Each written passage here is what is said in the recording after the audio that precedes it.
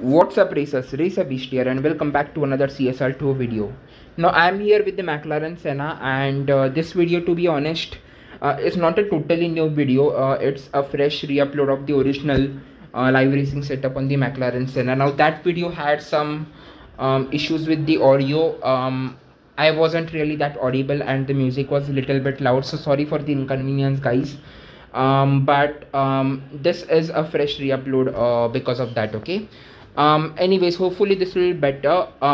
Speaking about the Senna, it's a good live racing car. It's a low performance point high evo car.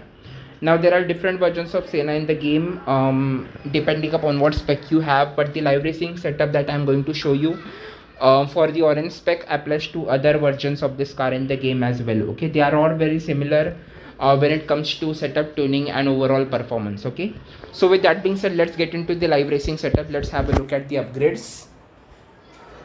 Now as far as the upgrades go, I have engine at stage 4, turbo at stock, intake at stage 1, nitrous at stage 5, body at stage 5, tires at stage 5 and transmission at stage 5. Okay, so this gives me a performance point of 672 and evo point of 1908. So this is a low performance point high evo setup. Now as I said before, having such a low pp high evo setup gives you a significant advantage in lobby matchmaking. Quite often you will get placed into lobbies where you are faster than your opponents, and as long as you control your runs, you will still get those wins and not get bumped up that easily as well. Okay, so remember the key here is to control your runs.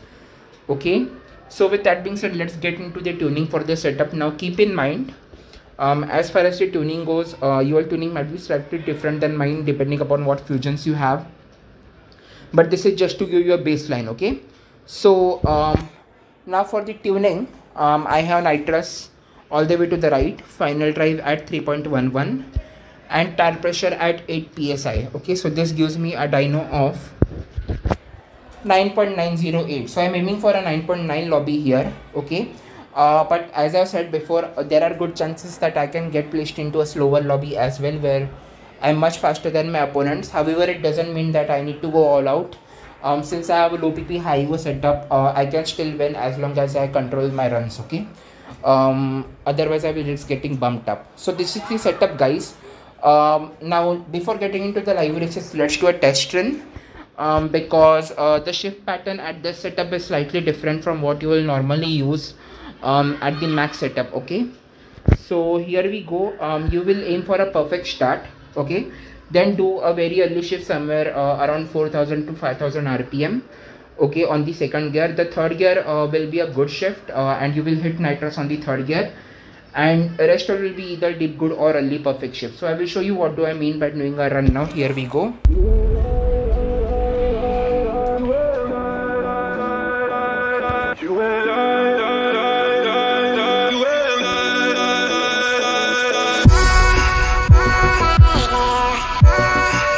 Okay, so let's see what we ran there.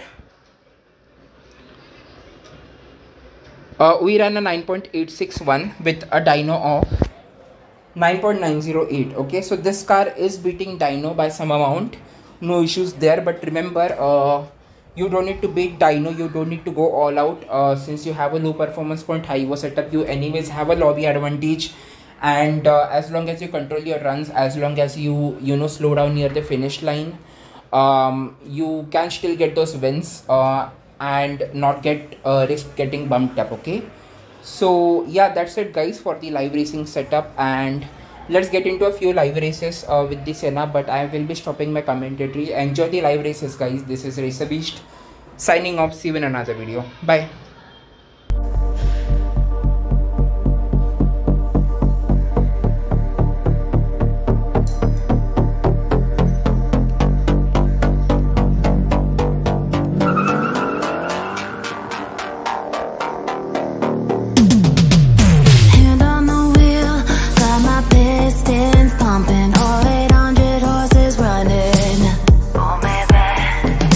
One 25 in the middle of